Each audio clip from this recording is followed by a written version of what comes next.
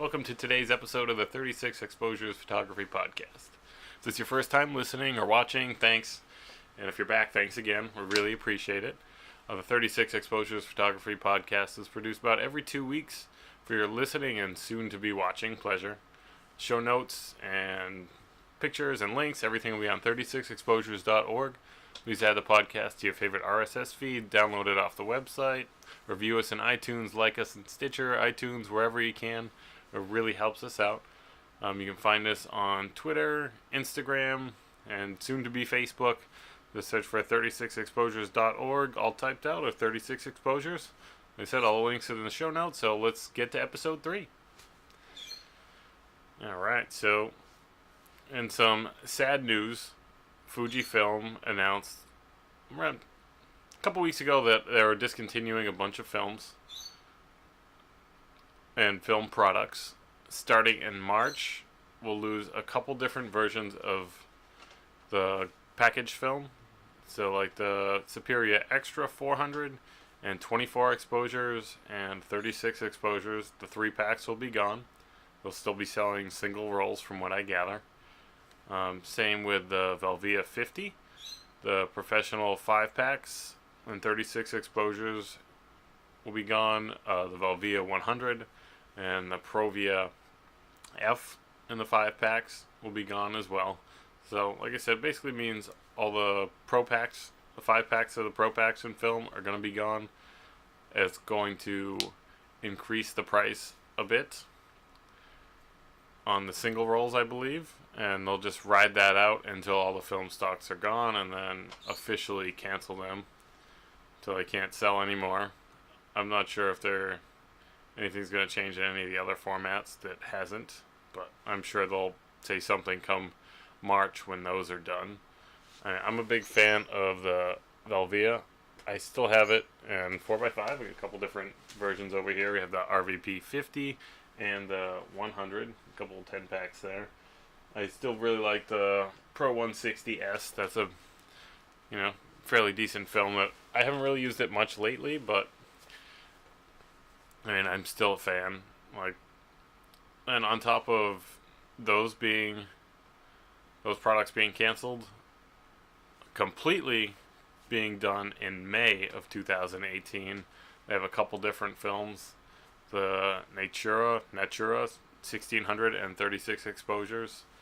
The Neopan 100 Acros in 4x5 in the 20 packs, and in the 8x10 in the 20 packs are also going to be completely discontinued.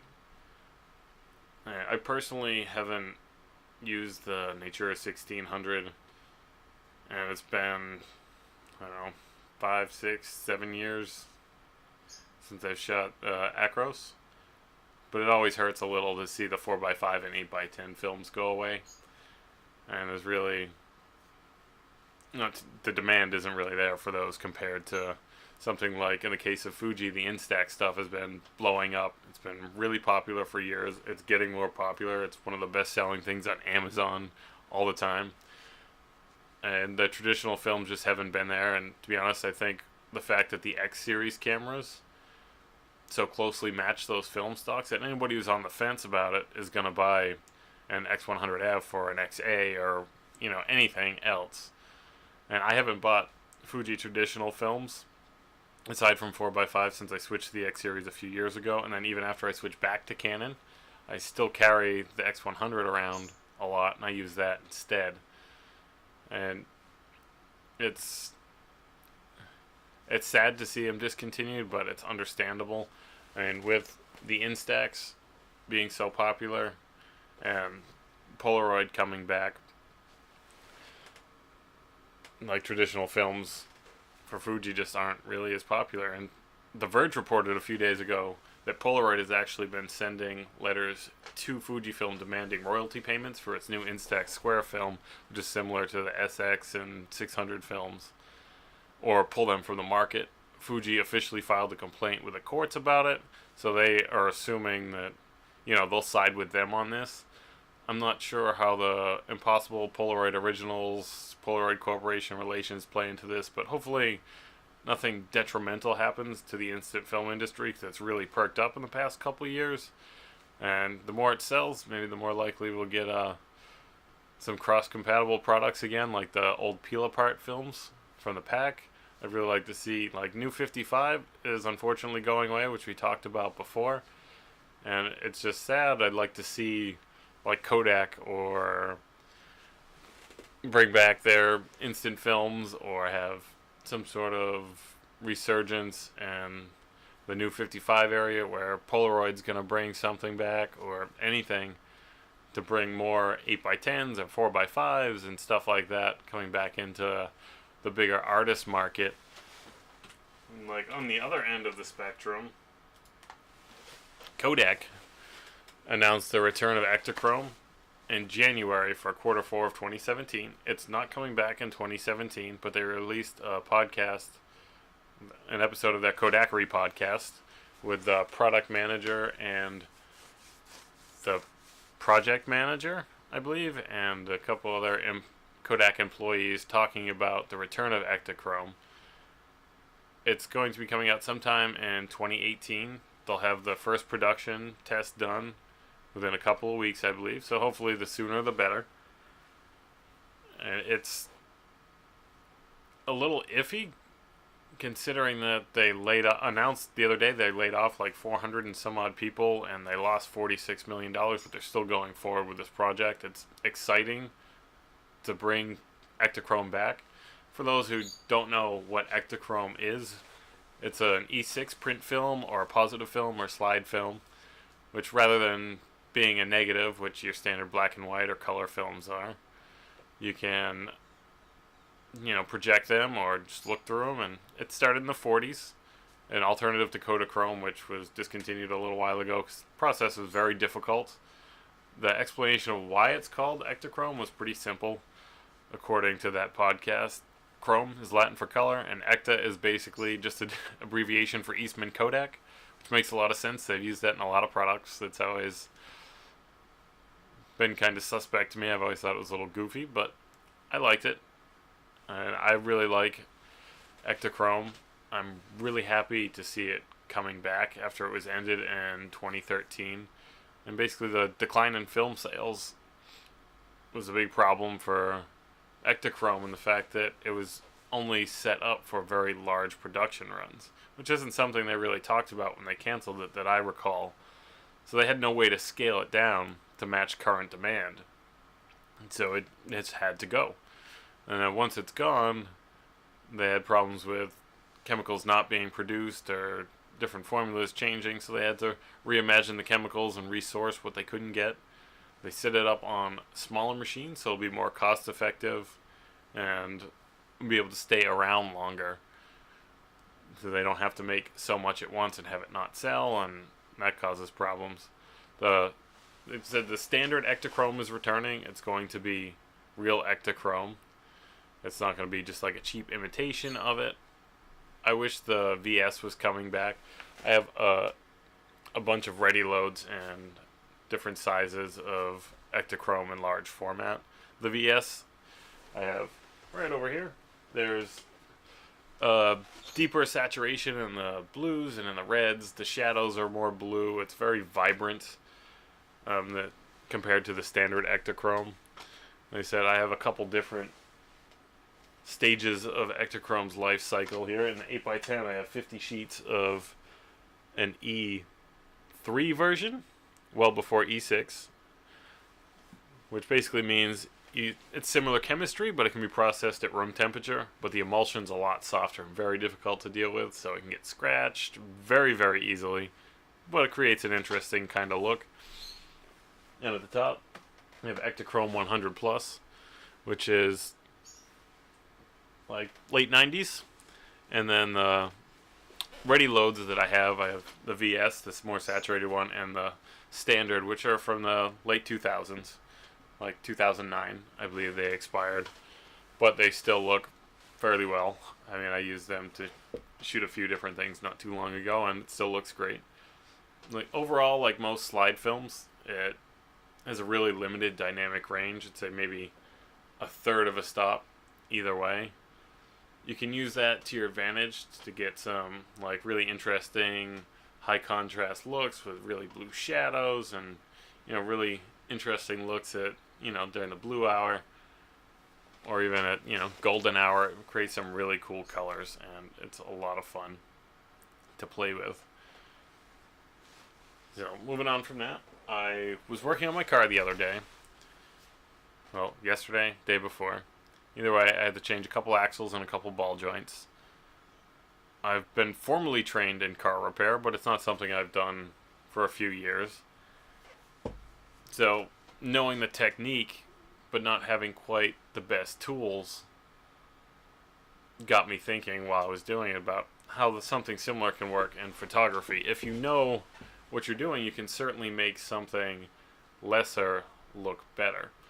Now, all the rage these days is with bokeh and super thin depth of field, and how you need these big expensive lenses and that are really fast glass and all that stuff in order to achieve those looks.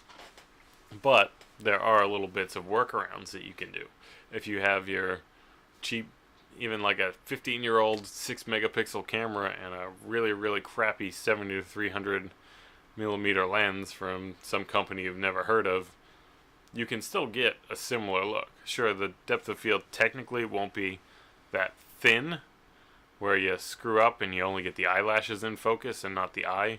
You get a little more depth to work with, but you can get a similar background look if you know how to use your equipment better. So basically, let's say with an 85 millimeter or 1.7 used for those portraits, you shoot that wide open, you get that narrow depth of field, just the eyes in focus, but the background, the main thing is everybody wants their subject to jump out from that blurry background. It's very easy to do with those bigger, wide open apertures. It's more difficult to do when your lens can only stop down to 5.6. But you can use a little trick around that to give a similar look. Well, not exactly the same, not as narrow depth of field. But basically what you have to do is know your minimal focus distance on your lens and how to work subject to background distance in your favor. So if you shoot at as close as you can with that lens, as wide open as you can, even at 5.6, whatever it is, maybe it's 3.5. If you're at the absolute minimal focus distance and your subject is farther away from that background, it's going to have a similar look to shooting it wide open on a faster lens. Now, you run into some problems with it. Could be with lighting, or the background's too dark, or but that's something you can offset with ISO, shutter speed, external lighting. It's all about the technique that you use. So if you shoot, say maybe like a 3/4, but then crop it in for a headshot, it's going to have that similar blurred out background look. Sure, it might sound like you're cheating, quote unquote, but you're not. You're using what you have in a way to create a similar look. And it's something I've done in the past. I've not always had a fast glass. I haven't always had a 70 to 200 2.8. This is what I really like to use in portraits. I like that compressed look at the long end. And I found out that I like that compressed look at the long end by researching on how I could make my $100 piece of crap 70 to 300 look similar. And it comes up in a lot of books. It's in a lot of blog posts. And people might call it cheating, but it's not. It's absolutely not. You can take your T1i and your 70 to 300 version 9 or whatever plastic thing that they're on and achieve a similar look in a great photo. There's no reason for, if you see somebody at the park looking like they're struggling taking photos with their kids with a kit lens, tell them to, move away from that tree. Step them 30 feet forward from that tree and it'll turn into a nice pretty background. Help them out. Don't judge. As tempting as it is to see, your stroller mom with the pop-up flash going and her kit lens all up in her kid's face, help them. Show them a way to get, maybe you'll get business out of it. Hey, this is how you do this. It could be helpful. You can make a friend, have somebody you can mentor. Like I said, you can build business off things like that. Just interacting and helping people, people appreciate it. I mean, some people might be offended, but more often than not, people like good advice. So it couldn't hurt to point that out instead of being Judgy McJudgerson saying, oh, well, that person doesn't know what they're doing because they have the cheap camera and the cheap lens and, they don't deserve to be taking pictures of somebody getting paid. I made more money with crappier cameras than the ones that I have now. I mean, honestly, I put my 50D through hell from when I bought it to when I sold it to a friend who still uses it to make money. Like, it doesn't have to be the top of the line if you know how to use it. I mean, that camera went from taking photos of weddings, cars, professional hockey, baseball, motorsports. Like, it's done it all, and it's a prosumer camera. When I'd be shooting NHL games, everybody'd have their 1D Mark IV and all this 50D. I'd still do the same.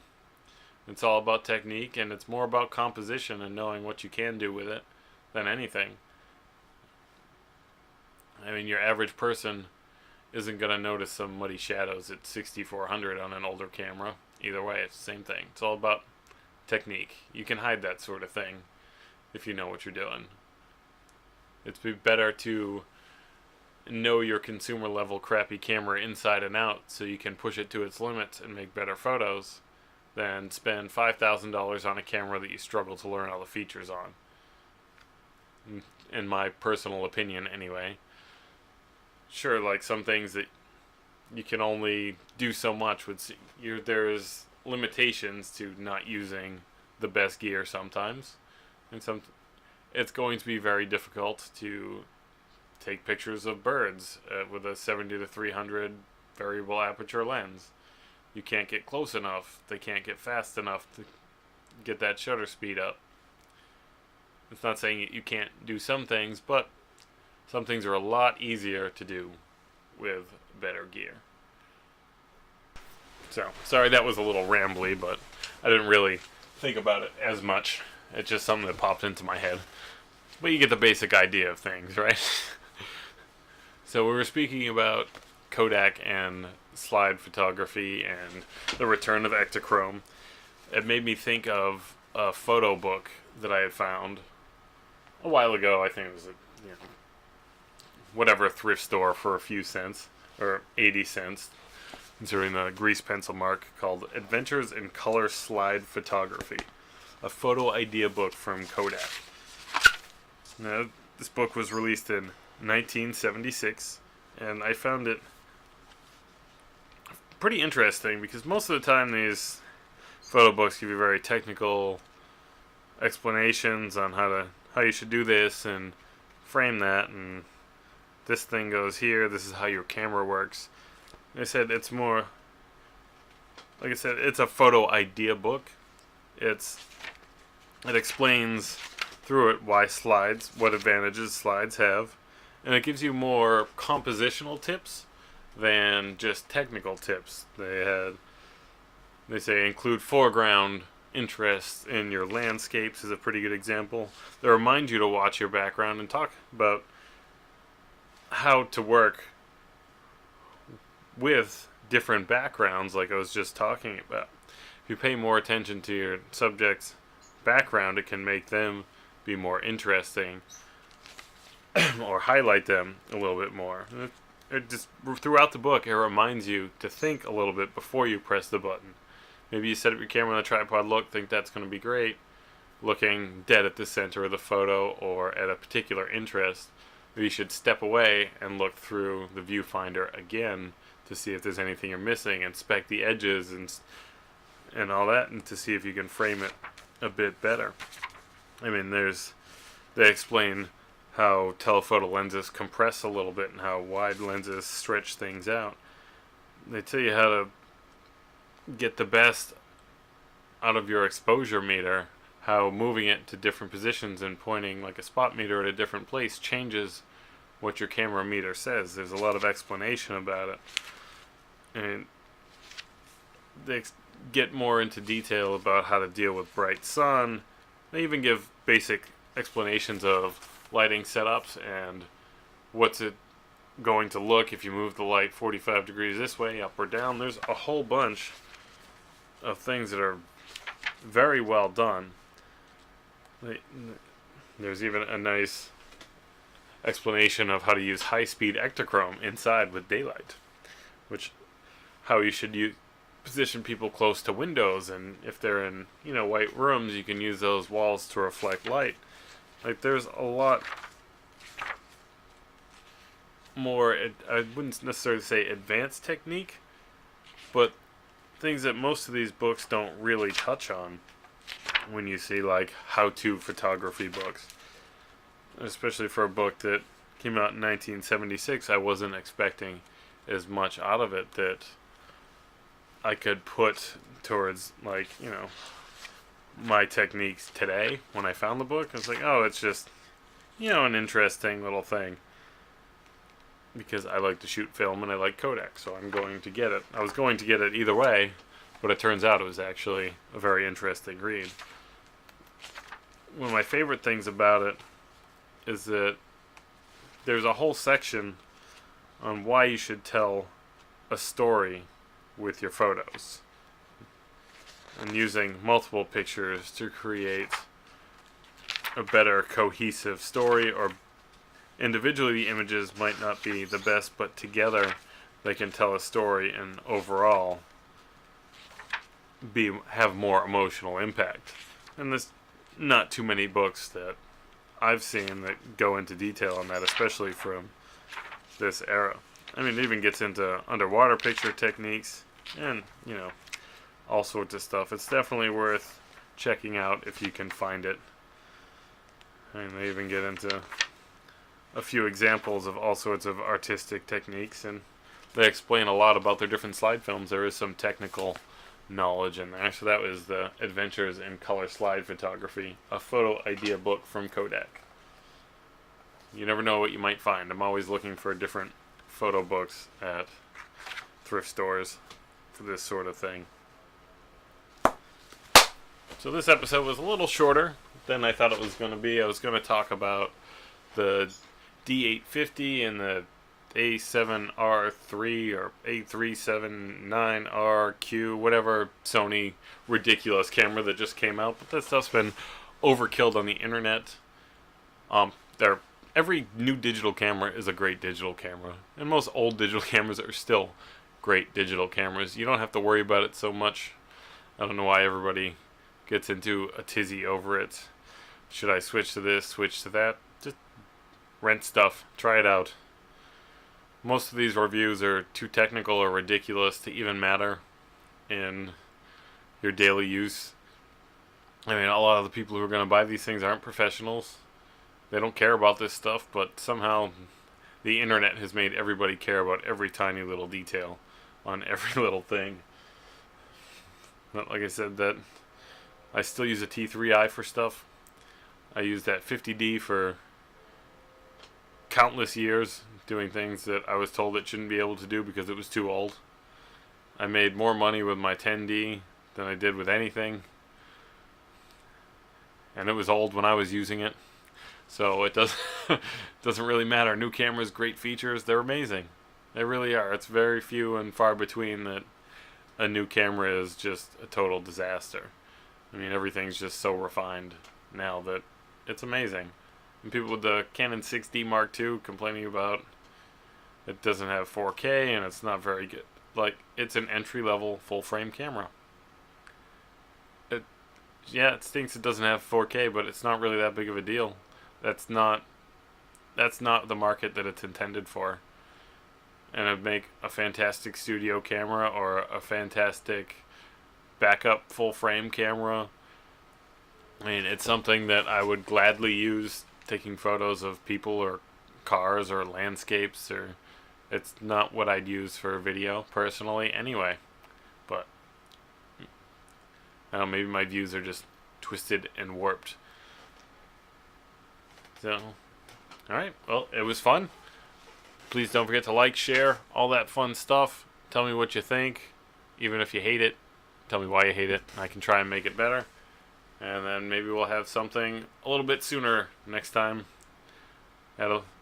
We had our annual Friendsgiving party, so I had to focus on that. It was a lot of fun. I'd like to thank everybody who listens, who came to that. We had a lot of fun. Maybe I'll put up the horrific 16,000 ISO lit by flashlights at night in the dark, taken by a drunk me photo.